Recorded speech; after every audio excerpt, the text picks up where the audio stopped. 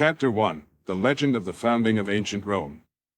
According to tradition, on April 21st, 753 before Christ, Romulus and his twin brother Remus, orphan babies, founded the city of Rome at the place where they were nursed by a she-wolf. The legend of Romulus and Remus actually emerged in the 4th century before Christ. The exact founding date of Rome was later determined by the Roman scholar Marcus Terentius Varro in the 1st century before Christ. According to the myth, Romulus and Remus were the sons of Silvia Rhea, the daughter of King Numitor of Alba Longa. Alba Longa was a legendary city located in the southeast of the future Rome. Before the birth of the twins, Numitor's younger brother Amulius deposed him from the throne and forced Rhea to become a priestess to prevent her from bearing rival claimants to the throne. However, Rhea had already conceived by the god of war, Mars, and she gave birth to Romulus and Remus. Amulius ordered the twins to be drowned in the Tiber River, but they survived and washed ashore at the foot of the Palatine Hill. There, they were found and cared for by the shepherd Faustulus. Raised by Faustulus and his wife, the twins later became leaders of a band of young shepherds and warriors. After discovering their true identity, the brothers attacked Alba Longa, killed the treacherous Amulius, and restored their grandfather to the throne. They then decided to establish a city in the place where they were saved as infants. However, a dispute arose, and Remus was killed by his brother Romulus. Romulus became the leader of the settlement, which was later named Rome in his honor. To populate the new city, Romulus offered refuge to fugitives and exiles. However, there were no women in Rome, so Romulus invited the neighboring Sabines to a festival and abducted their women. This led to a war, but the Sabine women prevented the Sabine men from capturing Rome. A peace treaty was eventually forged, and the two communities united under the rule of Romulus and Sabine king Titus Tatius. However, perhaps due to Romulus's role in instigating the conflict, Tatius died prematurely, allowing Romulus to once again become the sole king. After a long and successful reign, Romulus died under mysterious circumstances. Many Romans believed he had been transformed into a god and worshipped him as Quirinus. Following Romulus, there were 6 more kings of Rome. The last 3 are thought to have been from the Etruscan people. Around 509 before Christ, the Roman Republic was established. Chapter 2: The Roman Republic, the Dance of War and Politics. It was a cold day in Rome in 509 before Christ. The people had overthrown the monarchy and taken the reins of governance into their own hands. The Romans replaced the king with 2 consuls, individuals with powers similar to a king but elected to serve 1-year terms. Each consul had the authority to veto or reject the actions of the other. Although the consulship around 300 before Christ had not yet taken its final form, the creation of this office aims to prevent individuals from gaining too much power and to distribute authority among many. This system in Rome shaped many of its political institutions, reflecting the society's division into 2 classes: the patricians, the wealthy and aristocratic class, and the plebeians, the common people. Initially, only patricians could participate in political institutions and make significant decisions. For example, plebeians could not join the Roman Senate, and while they could not enact laws themselves, their opinions were taken into account by the consuls. Over time, the plebeians became more influential in the political system. Between 494 and 287 before Christ, various political offices were established for the plebeians, allowing them to attain high positions like the consulship. Additionally, voting assemblies and councils were created that gave the plebeians more say in Roman politics. In 287 before Christ, a law was passed eliminating the requirement for the plebeian council to seek approval from patrician senators before discussing a law, further removing barriers to plebeian participation. However, despite these changes, many plebeians remained poor. One reason for the limited transformation of political rights was the comitia centuriata, an assembly in which consulships and important bureaucratic positions were voted on. This assembly was composed of groups based on wealth, with the rich being divided into smaller groups, giving their votes more weight compared to the larger groups of the poor. As a result, the votes of wealthy Romans were more influential in the comitia centuriata. To make this text even more readable for artificial intelligence, consider breaking it into shorter paragraphs and using bullet points or numbered lists when presenting complex information. Additionally, using concise and clear language will help improve readability. Chapter 3: The Great Transformation of Rome, a Leap into the Imperial Age. Anno Domini, towards the end of the 3rd century, Rome witnessed a significant change and transformation. During this period, Greek civilization began to influence Rome, and the Romans developed a deep respect and admiration for this newfound, opulent culture. However, during this time, a formidable threat emerged before Rome, the 5th King Philip of Macedonia, who posed a menacing challenge to Greek cities and Anatolia. In response to Rome's call for aid, there was a positive response, leading to 4 years of conflict with the Macedonians. As a result of these conflicts, Roman dominion extended across the eastern Mediterranean. In 146 before Christ, both Macedonia and Greece became Roman provinces, solidifying Roman supremacy over the entire Mediterranean basin. Chapter 4: Roman Emperors. Tiberius Caesar, 14 to 37 Anno Domini. The early years of Tiberius's rule were peaceful and relatively uneventful. He secured Rome's power and enriched the treasury. However, paranoia and censorship began to dominate his reign. In 19 Anno Domini, he was blamed by many for the death of his nephew, Germanicus. In 23 Anno Domini, his son, Drusus, passed away. Tiberius gradually withdrew into himself, initiating a series of treason trials and executions. He entrusted power to his praetorian prefect, Lucius Aelius Sejanus. In 26 Anno Domini, he retired to his villa on the island of Capri. Sejanus, whom he left in charge, continued to rule ruthlessly. In 31 Anno Domini, Sejanus, now consul alongside Tiberius's niece Livilla, solidified his power but soon fell victim to the same paranoia that he had exploited. He and many of his associates were executed, and the persecution continued until Tiberius's death in 37 Anno Domini. Caligula, 37 to 41 Anno Domini. When Tiberius died, most of the potential successors had been cruelly eliminated. The most reasonable heir left was Tiberius's great-nephew, Gaius, better known as Caligula or Little Boots. Caligula initially started well by ending the tyranny and destroying records of his uncle. However, he soon fell ill and began displaying signs of mental instability in the late 30s Anno Domini. Modern interpretations suggest that his illness might have led to mental derangement, possibly caused by hyperthyroidism or even encephalitis, exacerbated by his position. Regardless of the cause, a significant change occurred in his rule, and those who chronicled his life began to perceive him as insane. Much of what is known about Caligula's life comes from Suetonius, the 12 Caesars. According to Suetonius, Caligula once tried to appoint his favorite horse, Incitatus, as a Roman consul. He ordered his soldiers to wage war against the sea god Neptune and later changed his mind to collect seashells on the northern coast of France. He is believed to have engaged in incestuous relationships with his sisters. He ordered his statue to be erected in the Temple of Jerusalem, which might have caused a revolt had it not been for the intervention of his friend King Herod. Caligula would secretly have people executed and then invite them to his palace. If they failed to appear, he would jokingly suggest that they might have committed suicide. In 41 Anno Domini, Caligula was assassinated by the Praetorian commander Cassius. Claudius, 41 to 54 Anno Domini. Claudius had long been perceived as weak and foolish by the rest of the family. However, unlike his paranoid uncle Tiberius or his insane nephew Caligula, he was neither. Consequently, he managed the empire with reasonable competence. He improved the bureaucracy, making citizenship and Senate proceedings more efficient.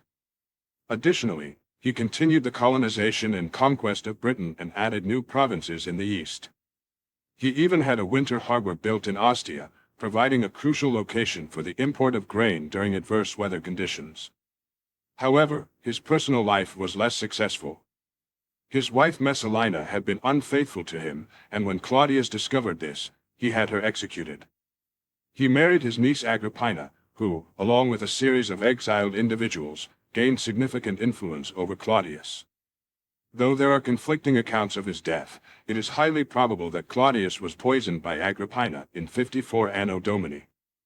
He was deified the following year, and his death paved the way for the ascent of his stepson, Lucius Domitius Nero.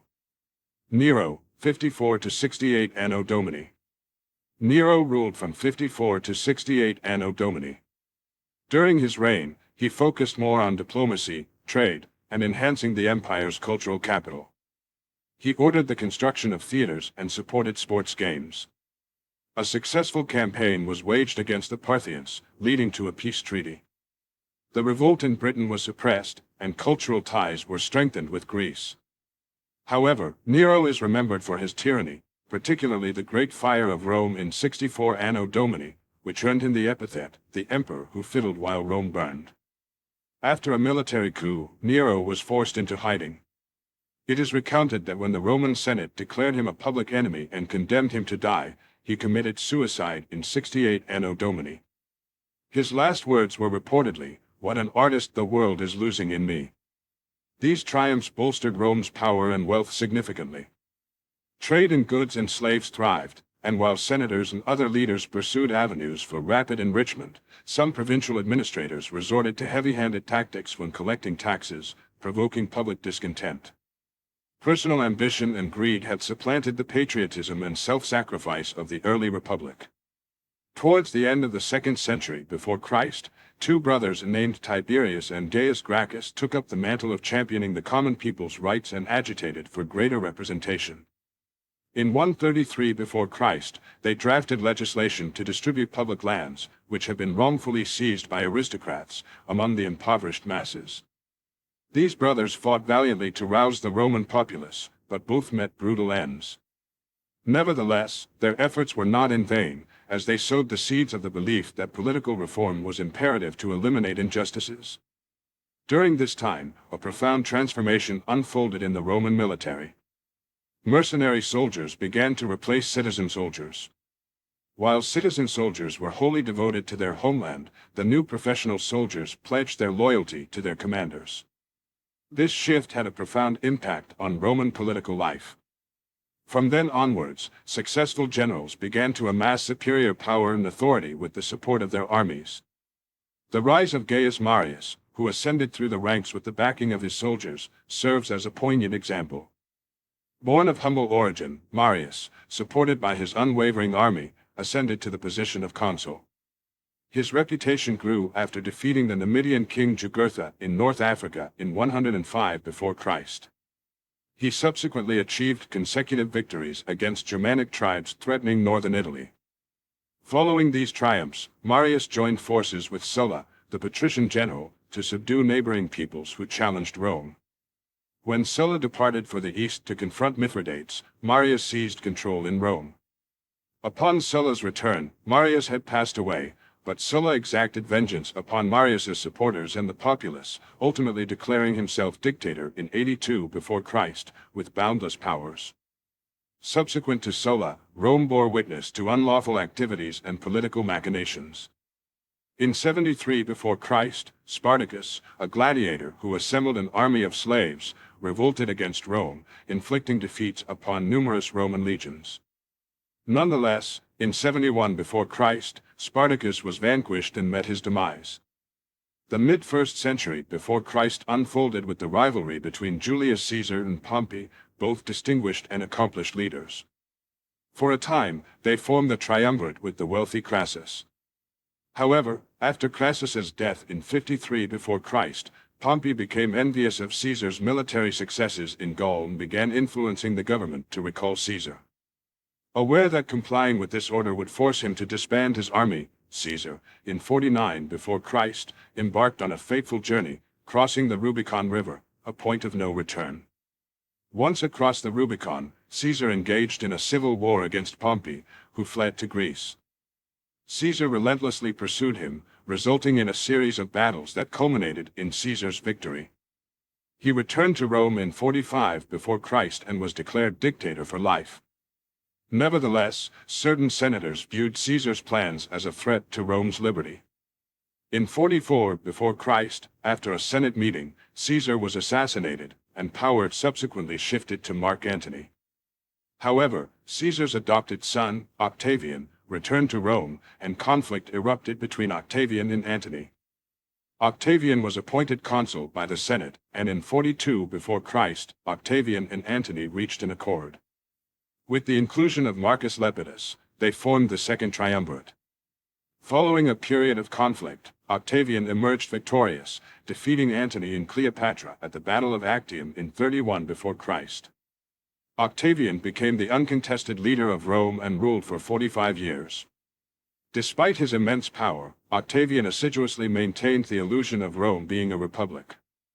During his reign, Rome experienced a golden age, marked by flourishing trade and the universal application of Roman laws throughout the empire. A robust government, reinforced by legions, upheld the rights of indigenous populations in the regions under imperial control. The cessation of centuries-long strife and turmoil constituted Augustus's triumph, bringing about an era in which people found solace in the protection afforded by the laws. Flavian dynasty, 69 to 96 Anno Domini. The Flavian dynasty, although short-lived, managed to restore stability to a weakened empire. While criticized for their more centralized rule, the three emperors from this dynasty implemented necessary reforms to maintain a stable empire that would endure until the 3rd century.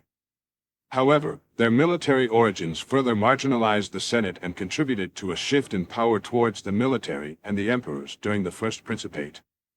Antonines, 96 to 180 Anno Domini. The subsequent century is known as the Five Good Emperors period, characterized by peaceful transitions of imperial power. During this era, emperors were adopted as heirs by their predecessors while still alive. While merit played a role in selecting heirs, the success of the adoption system was mainly due to the lack of natural heirs for all but the last emperor in this period. Commodus, 180 to 192 Anno Domini. Commodus's rule between 180 and 192 Anno Domini marked the end of the Five Good Emperors era. He was the son of Marcus Aurelius and ended the successful practice of adopting heirs in favor of a hereditary system. Initially, he seemed promising to the Roman people when he took power after his father's death in 180 Anno Domini. However, his rule took a dark turn. Edward Gibbon, in his work, The History of the Decline and Fall of the Roman Empire, notes that Commodus showed effective governance in his early years. However, after surviving an assassination attempt, Commodus became paranoid and mentally unstable. The Pax Romana, Roman peace, came to an end during Commodus's reign, and some argue that his rule initiated the long decline of the Roman Empire. Severan dynasty, 193 to 235 Anno Domini. The Severan dynasty covers the increasingly troubled reigns of Septimius Severus, Caracalla, Macrinus, Elagabalus, and Alexander Severus. The founder of this dynasty, Lucius Septimius Severus, came from a prominent family in Leptis Magna, Africa. His marriage to Julia Domna established an alliance with a distinguished Syrian family. Their rise to power, especially with emperors like Elagabalus and Alexander Severus, demonstrates how individuals with provincial backgrounds and cosmopolitan alliances thrived in the political landscape of the Roman Empire during the Antonine period. The latter part of the Severan era saw some restoration of the Senate's influence and a series of fiscal reforms. Despite initial successes against the Sassanid Empire in the east, Alexander Severus's inability to control the military eventually led to revolts and his assassination in 235 Anno Domini. His death marked the beginning of a series of military emperors and almost 5 decades of internal strife and conflict. Crisis of the 3rd century, 235 to 284 Anno Domini. The crisis of the 3rd century, spanning from 235 to 284 Anno Domini, is a term used to describe a period when the Roman Empire experienced fragmentation and teetered on the brink of collapse. It is also known as the military anarchy period.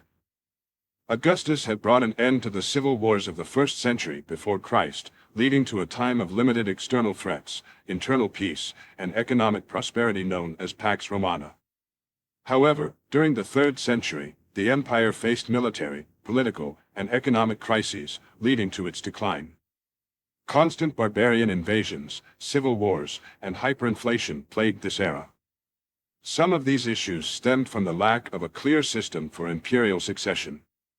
Disagreements over succession had caused brief civil wars in the 1st and 2nd centuries, but during the 3rd century, these conflicts became constant, and no contender for the imperial throne could establish dominance or maintain a long-lasting rule.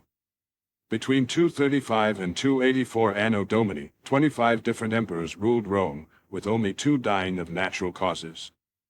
The Roman army was stretched thin, making it nearly impossible to stop invaders once they crossed the borders. The participation of citizens in local governance waned, leading to increased centralization and responsibility for the central government. This period ended with the rise of Diocletian, who managed to address many of the deep-seated issues.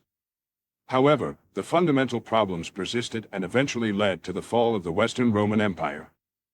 This period of transformation marks the beginning of late antiquity and the end of classical antiquity. Diocletian and the Tetrarchy, 235 to 284 Anno Domini. The division of the Roman Empire into western and eastern halves was a gradual process. In July of 285 AD, Diocletian emerged victorious over his rival, Quirinus, and became the sole emperor. Diocletian recognized that the empire couldn't be effectively governed by a single ruler due to internal pressures and military threats on multiple fronts. As a result, he decided to divide the empire into 2, creating the position of Augustus, which would be held by 2 co-emperors of equal rank. Diocletian took the eastern half of the empire, while his old friend Maximian took the western half. This structure laid the foundation for what would later become the Western Roman Empire and the Eastern Roman Empire. In 293 Anno Domini, both Augusti appointed sub-emperors known as Caesars to assist them in administrative matters and to establish a succession system. Galerius became Caesar under Diocletian, while Constantius Chlorus became Caesar under Maximian. This structure, known as the Tetrarchy or Rule of 4, was established. It brought an end to the bloody struggles for power in Rome, as each Caesar would eventually succeed the Augustus who had appointed them. The empire was divided into 2 halves, each with an Augustus and a Caesar. However, this system started to unravel when Diocletian and Maximian voluntarily abdicated their positions on May 1, 305 Anno Domini. Galerius selected 2 new Caesars, Maximinus for himself and Flavius Valerius Severus for Constantius. This arrangement increased the division within the empire further. Edward Gibbon, in his work, The History of the Decline and Fall of the Roman Empire, notes that the Tetrarchy worked well initially, partly due to marital ties between the 4 rulers. However, harmony was disrupted with the abdication of Diocletian and Maximian. The Tetrarchy system resembled a harmonious choir in music, and with the departure of 2 of its members, the harmony was broken. Although Diocletian initially showed tolerance towards Christians, he later carried out one of the most significant persecutions of Christians to date. This persecution marked a dark period in Christian history. Constantinian dynasty, 335 to 363 Anno Domini. The Tetrarchy came to a complete end on July 25, 306 Anno Domini, when Constantius Chlorus was proclaimed Augustus by his troops in Aberacum. Soon after, Galerius appointed Severus as Augustus in August of 306 Anno Domini. In Rome, Maximian's son, Maxentius, was declared Augustus in 306 Anno Domini. Maxentius was supported by the Praetorian Guard. Thus, the empire had 5 rulers, 4 Augusti and 1 Caesar. In 307 Anno Domini, Maximian returned to the position of Augustus alongside his son Maxentius, further increasing the number of rulers to 6. Galerius and Severus launched a campaign into Italy against Maximian and Maxentius. Severus was killed by Maxentius on September 16, 307 Anno Domini. In the end, there were 6 rulers in the empire. Galerius and Severus managed to regain control, and in 311 Anno Domini, Galerius officially ended the persecution of Christians. In 313 Anno Domini, Constantine, the son of Constantius Chlorus, and Licinius, whom Galerius had made Augustus in the east, issued the Edict of Milan, which legalized Christianity in the Roman Empire. After Constantine's death, the empire was divided among his 3 sons. The western part, including Italy, fell to the eldest son, Constantine II, while the youngest, Constans, took control of the central territories. The eastern part, including Constantinople, went to the second son, Constantius II. In 350 Anno Domini, Constantius Chlorus was overthrown by Magnentius, leading to a period of conflict. Constantius Chlorus's legitimate rule was challenged, and Julian the Apostate, who had been declared Caesar by Constantius, asserted himself as Augustus in 360 Anno Domini. After a series of conflicts, Constantius died in 361 Anno Domini, making Julian the sole emperor. However, his rule was short-lived, as he died in battle in 363 Anno Domini. These tumultuous events marked a period of transition and conflict within the Roman Empire. Julian and Jovian, 361 to 364 Anno Domini. Julian ruled alone for 2 years, and though he had been baptized as a Christian in his youth, he did not consider himself a Christian. During his reign, he repealed some of the restrictions and punishments that had been imposed on pagan practices by his uncle, Constantine, and his cousins and half-brothers, Constantius II, Constans, and Constantius Gallus. In contrast, he instituted similar restrictions and unofficial punishments against Christians. In 362 Anno Domini, Julian reopened pagan temples and restored their properties, recalling Christian bishops who had been exiled. The return of both Orthodox and Arian bishops reignited conflicts within the Christian community, further weakening the Church. Julian himself was not a traditional pagan. His personal beliefs were strongly influenced by Neoplatonism and ancient Greek rituals. It was rumored that he believed himself to be the reincarnation of Alexander the Great. He was known for his philosophical writings, which reflected his beliefs. However, his efforts to revive paganism were short-lived, as he died in a battle against the Persians in June 363 Anno Domini. According to Edward Gibbons, The History of the Decline and Fall of the Roman Empire, Julian suffered a mortal wound from an arrow. He was taken back to his camp, where he delivered a farewell speech but refused to name a successor. He engaged in philosophical discussions with his generals, asked for a cup of water, and died shortly after drinking it. Julian was portrayed as a hero in pagan sources but as a traitor in Christian accounts. Modern historians view him as a controversial figure. Jovian succeeded Julian and is primarily known for concluding a peace treaty with the Persians, in which he ceded territories previously won by Rome. His stance on Christianity is less clear, as there is limited information about his religious beliefs. Jovian died on February 17, 364 Anno Domini. Valentinian dynasty, 364 to 392 Anno Domini. The selection of the new Augustus was left to the military once again. On February 28, 364 Anno Domini, a Pannonian officer named Valentinian was proclaimed Augustus in Nicaea, Bithynia. However, within a year, the army found itself leaderless twice, leading the officers to demand that Valentinian choose a co-emperor. On March 28, Valentinian selected his younger brother, Valens, as co-emperor and divided the empire, with Valentinian ruling the Western Roman Empire and Valens the Eastern Roman Empire. Valens's elevation to power raised controversies since there had been speculations that Procopius, a cousin of Julian from his mother's side, might be the legitimate heir. However, no such designation had ever been made. After Jovian's selection as emperor, Procopius had been hiding.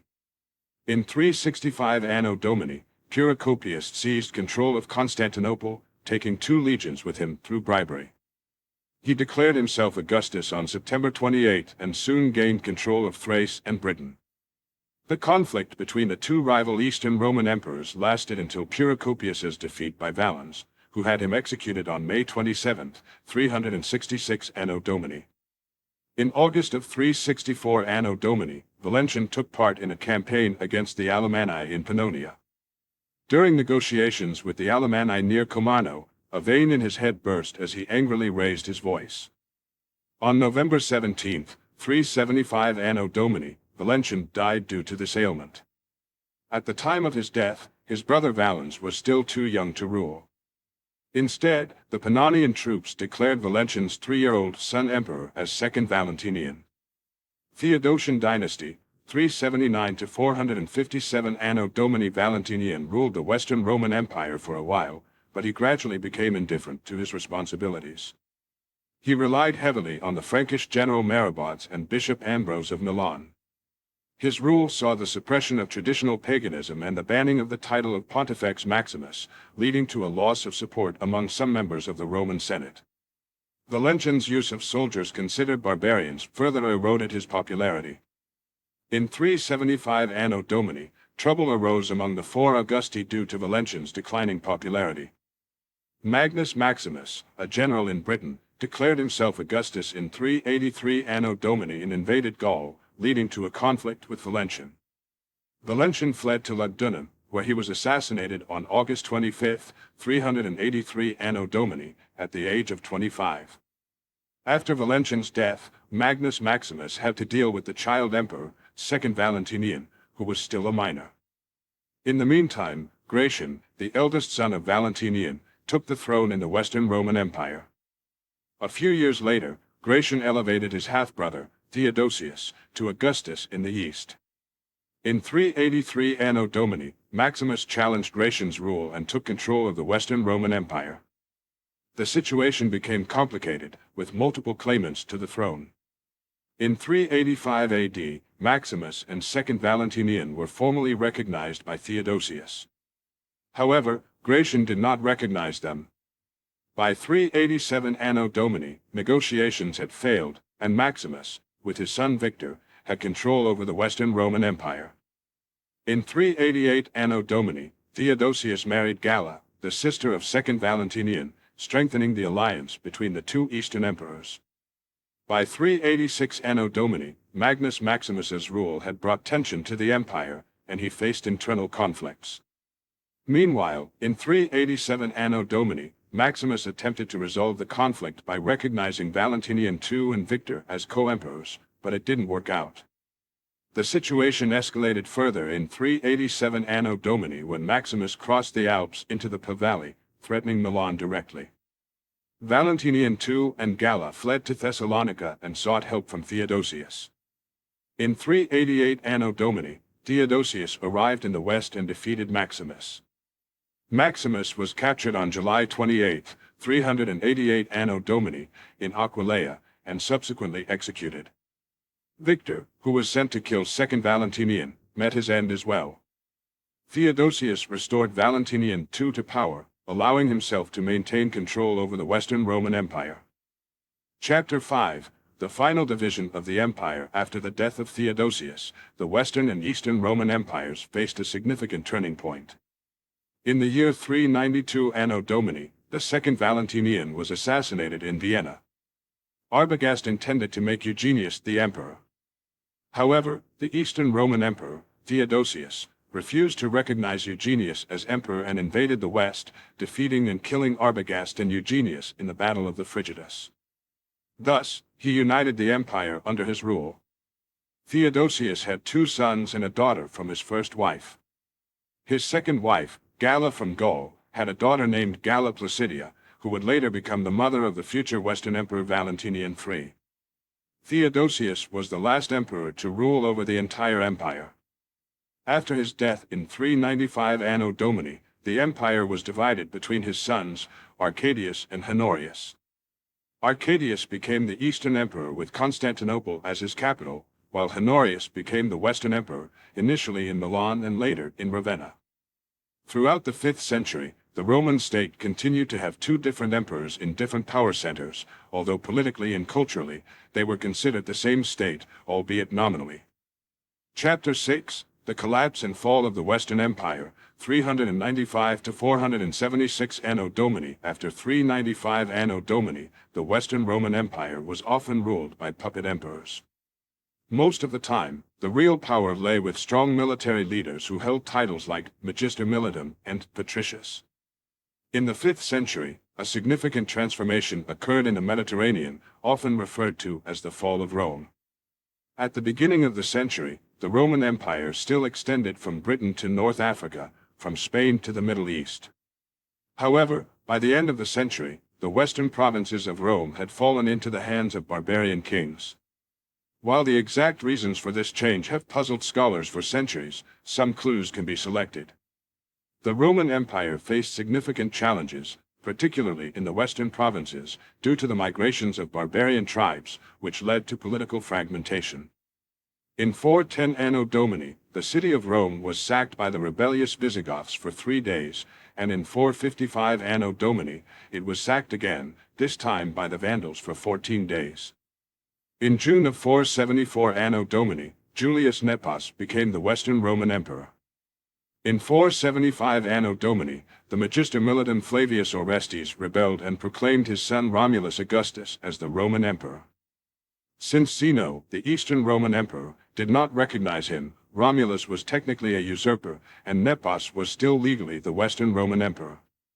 Nevertheless, Romulus Augustus is generally considered the last Western Roman Emperor, and 476 Anno Domini is commonly accepted as the year when the Western Roman Empire came to an end.